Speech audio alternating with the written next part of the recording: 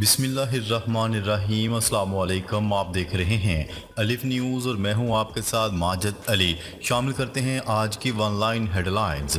اگر امریکہ دشمنی ختم کر دے تو اس کے ساتھ براہ راست بات چیت ممکن ہے۔ ایران کے صدر مسعود پزشکیان کا کہنا ہے کہ اگر امریکہ عملی طور پر یہ ظاہر کرتا ہے کہ وہ ایران کا دشمن نہیں ہے تو ایران کے امریکہ کے ساتھ براہ راست مذاکرات ہو سکتے ہیں۔ برطانوی خبرساں ادارے روئٹرز کی رپورٹ کے مطابق مسعود پزشکیان پیر کو تہران میں ایک نیوز کانفرنس میں اس سوال کا جواب دے رہے تھے کہ آیا تہران 2015 کے جوہری معاہدے کو بحال کرنے کے لیے امریکہ کے ساتھ براہ راست بات چیت کے لیے تیار ہے۔ حماس کے ساتھ معاہدہ کرنا چاہیے، یائر لیپیڈ۔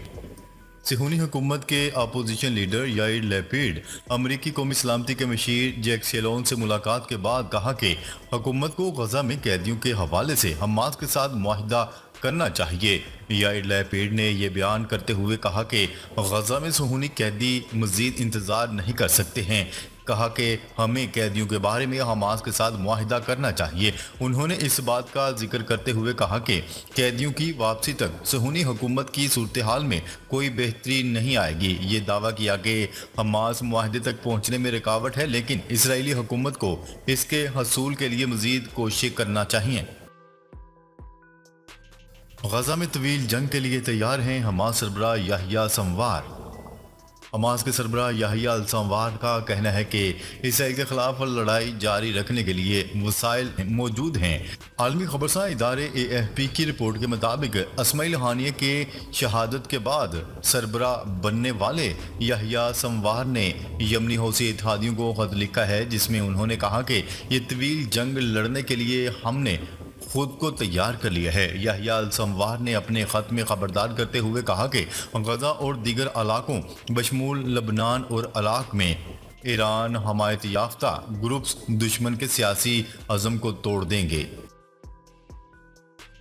حزب اللہ اور اسرائیل کی ایک دوسرے پر بمباری، لبنانی بفر زون میں اسرائیلی قبضے کی تجویز۔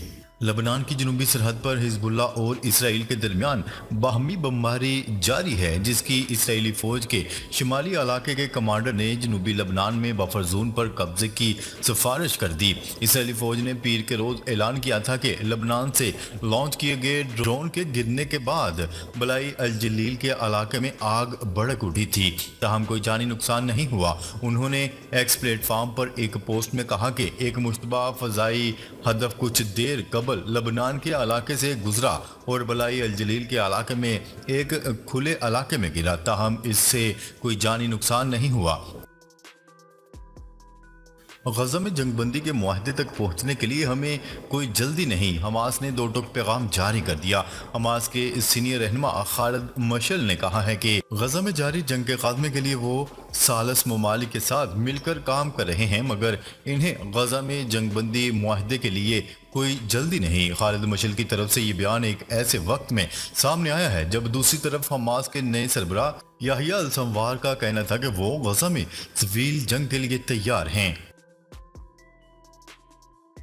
نیتن یاہو اسرائیل کی سلامتی کو خطرے میں ڈال رہے ہیں، بینی گینٹس کی تنقید۔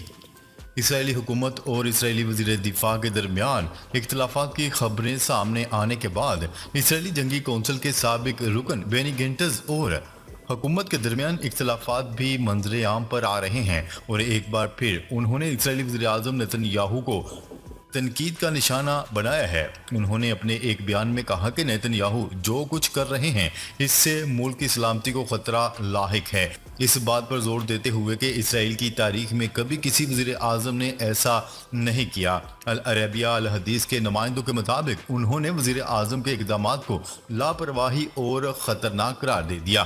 منگل کے روز اخباری بیان میں انہوں نے کہا کہ اسرائیلیوں کی زندگیاں خطرے میں ہیں، جبکہ نیتن یاہو اپنے سیاسی مستقبل اور اقتدار میں رہنے کی کوششوں میں مصروف ہے۔ اس کے علاوہ انہوں نے ان حالات میں اسرائیلی وزیر دفاع کی تبدیلی کو بھی شدید تنقید کا نشانہ بنایا۔ اقتدار میں آئے تو جموں کشمیر کی خصوصی حیثیت بحال کر دیں گے۔ بھارت کی اپوزیشن جماعت کانگریس نے کشمیر کو اس کا کھویا ہوا حق دلانے کا وعدہ کرتے ہوئے کہا ہے کہ مودی کے دور میں کشمیر خوابوں کا قبرستان بن چکا ہے۔ بھارتی میڈیا کی رپورٹس کے مطابق کانگریس کے رہنما پون کھیرا نے کشمیر سے متعلق پالیسی پر کہا کہ مظلوم اور لاچار کشمیریوں کا کوئی پرسان حال نہیں۔ کانگریس رہنما کا کہنا تھا کہ 2019 میں بھارت نے کشمیر کی خصوصی حیثیت کو ختم کر کے پورا کنٹرول اپنے ہاتھ میں لے لیا۔ پون کھیرا نے مزید کہا کہ مقبوضہ کشمیر ایک ایسی ریاست بن چکی ہے جس کا حق چھین کر اسے مرکز کے زیر انتظام علاقہ بنا دیا گیا۔ کانگریس رہنما نے مزید کہا کہ آرٹیکل 370 کی منسوخی کے بعد سے مقبوضہ کشمیر پر مودی نے جابرانہ سیاست کی ہے۔ کشمیر کی آزادی واپس حاصل کرنا ضروری ہے۔ مصری وزیر اعظم کا سعودی ولی عہد سے دو طرفہ تعلقات پر تبادلہ خیال۔ مصر کے وزیر اعظم نے اپنے دورہ سعودی عرب کے دوران ولی عہد اور وزیر اعظم شہزادہ محمد بن سلمان سے ریاض میں ملاقات کی۔ ملاقات کے آغاز میں ولی عہد نے مصری وزیر اعظم کا مملکت کے موجودہ دورے پر خیر مقدم کیا۔ اس موقع پر مصری وزیر اعظم نے سعودی عرب جمہوریہ مصر کے صدر عبد الفاتح السیسی کی جانب سے خادم حرمین شریفین شاہ سلمان بن عبد العزیز کے لیے نیک تمناؤں کا پیغام پہنچایا۔ ولی عہد سے ملاقات کے دوران دونوں برادر ممالک کے درمیان دو طرفہ تعلقات، مشترکہ تعاون کے امکانات، اس کو مضبوط بنانے اور دونوں برادر عوام کے مشترکہ مفادات کے حصول کے طریقوں کا جائزہ لیا۔ حوثیوں کو میزائل فراہم نہیں کرتے، پڑوسیوں سے بہتر تعلقات ترجیح ہیں۔ ایرانی صدر مسعود پزشکیان نے ٹی وی پر نشر پریس کانفرنس میں کہا کہ تہران نے یمن میں حوثی گروپ کو ہائپرسونک میزائل نہیں بھیجے ہیں۔ یاد رہے ایک دن قبل حوثیوں نے اسرائیل پر حملہ کرنے کے لیے ان میں سے ایک میزائل کا استعمال کیا۔ ایرانی صدر مسعود پزشکیان نے پیر کے روز کہا تھا کہ تہران اپنے میزائل پروگرام کو کبھی ختم نہیں کرے گا کیونکہ اسے ایک ایسے خطے میں اپنی سلامتی کے تحفظ کے لیے ڈیٹرنس کے ذرائع کی ضرورت ہے جہاں اسرائیل ہر روز غزہ پر میزائل گرا سکتا ہے۔ اسرائیل کا فلسطینیوں کو اجتماعی سزا دینا بلا جواز ہے، انتونیو گوٹریس۔ اقوام متحدہ کے سیکرٹری جنرل انتونیو گوتریس کا کہنا ہے کہ کوئی چیز بھی اسرائیل کی جانب سے غزہ کے لوگوں پر نافذ اجتماعی سزا کا جواز نہیں بن سکتی جو ناقابل تصور مشکلات کا سامنا کر رہے ہیں۔ پیر کے روز فرانسیسی نیوز ایجنسی کو دیے گئے انٹرویو میں انتونیو گوتریس نے غزہ کی پٹی میں اسرائیلی جنگ کے طریقہ کار پر شدید تنقید کی۔ یہ جنگ آئندہ ماہ دوسرے سال میں داخل ہو جائے گی۔ انتونیو گوتریس 2017 سے اقوام متحدہ کے سیکرٹری جنرل کے عہدے پر فائز ہیں۔ جو بائیڈن اور کیملا ہیرس کی تقاریر کی وجہ سے مجھ پر قاتلانہ حملے ہو رہے ہیں، ڈونلڈ ٹرمپ کا دعویٰ۔ امریکی صدر ڈونلڈ ٹرمپ نے اپنے اوپر فائرنگ کے واقعات کو امریکی صدر جو بائیڈن اور ان کی نائب صدر کیملا ہیرس دونوں کی تقاریر کا نتیجہ قرار دیا۔ انہوں نے کہا کہ ڈیموکریٹس لیڈرز کے بیانات کی وجہ سے مجھ پر دوسری بار قاتلانہ حملہ ہوا۔ ریپبلکن امیدوار ڈونلڈ ٹرمپ نے فاکس نیوز پر بات کرتے ہوئے کہا کہ مجھ پر حملہ کرنے والے اس واقعے کا مشتبہ شخص جو بائیڈن اور ہیرس کی تقاریر پر یقین رکھتا تھا اور اس نے اس کی مطابق عمل کیا۔ اسرائیل کا حزب اللہ سے فوجی طاقت سے نمٹنے پر اصرار، امریکہ کو خبردار کر دیا۔ اسرائیلی وزیر اعظم نیتن یاہو نے اسرائیل کے دورے پر آئے امریکی ایلچی آموز ہوچسٹین کو آگاہ کیا ہے کہ وہ اسرائیل لبنان سرحد پر بنیادی تبدیلی چاہتے ہیں جہاں حزب اللہ اور اسرائیلی فوج کے درمیان باہمی بمباری جاری ہے۔ نیتن یاہو نے ہوچسٹین کے ساتھ ملاقات کے دوران کہا کہ شمالی سرحد میں سلامتی کی صورتحال میں بنیادی تبدیلی کے بغیر بے گھر باشندوں کی واپسی ممکن نہیں ہوگی۔ انہوں نے مزید کہا کہ اسرائیل امریکی حمایت کی قدر کرتا ہے لیکن آخر میں اسرائیل وہی کرے گا جو اس کی سلامتی کو برقرار رکھنے کے لیے ضروری ہوگا۔ عالمی منڈی میں خام تیل کی قیمتوں میں مزید کمی۔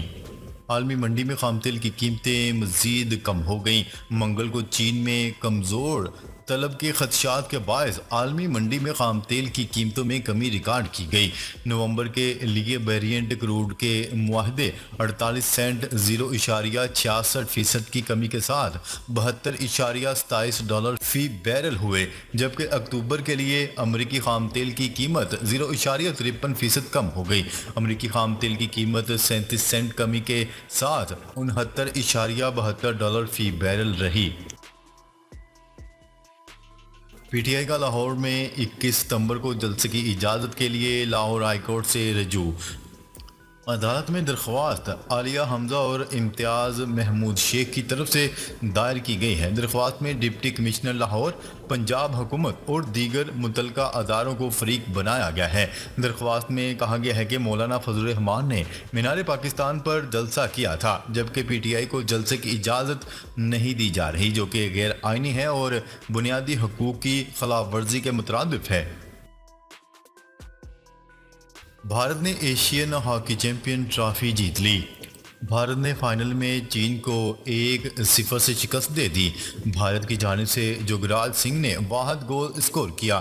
قابل ذکر پاکستان نے ایشین ہاکی چیمپئنز ٹرافی میں تیسری پوزیشن حاصل کر لی۔ تیسری پوزیشن کے مقابلے میں پاکستان نے کوریا کو 5-2 سے ہرایا۔ ناظرین، اب تک کے لیے اتنا ہی۔ مزید خبریں لے کر بہت جلد آپ کی خدمت میں حاضر ہوں گے۔ تب تک کے لیے اپنا خیال رکھیے گا۔ اللہ نگہبان۔